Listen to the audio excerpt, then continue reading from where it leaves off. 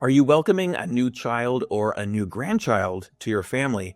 If you are, I want you to do these three things. My name is Philip Bruce. I am the estate planning director at Stone Arch Law Office, a law firm in Minneapolis, Minnesota, and we work with families on this exact type of thing.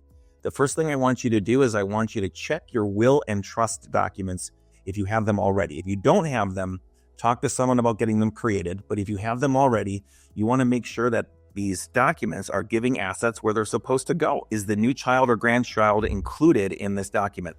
And if not, that needs to change. But there's two other aspects to it too. If you have a minor child, you must have a guardian set up in case something happens. Who's going to care for the person? Who's going to take responsibility for making sure that your child becomes a responsible adult?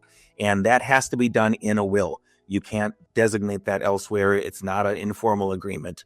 The statute says that your will document controls this. So make sure your will document appoints the guardians. Also, we don't want young children to get money right away. So what you can do right in your will or your trust agreement is you can create a little entity. It's called a testamentary trust that will manage this money for someone until they're of age, pay for healthcare, pay for college, etc. So that's the first thing, update those documents. Number two, your beneficiary designations on your IRA, your 401k, bank accounts, savings accounts, all these things. These need to be coordinated with those documents. So if you have assets going into a testamentary trust, your beneficiary designations need to make sure that that's aligned. But even more simply, you just need to make sure that you're including the right people there. Even if you want to give money to someone who's too young to get it, you do want to make sure they're named there. But again, those should coordinate with those other documents. So update those beneficiary designations. And lastly, I want you to check your life insurance coverage. I am not an insurance agent. I don't sell life insurance. Nobody in my office does. But we do work with financial planners who do. And you probably need more insurance than you think. We need to cover the cost of any taxes or estate administration expense.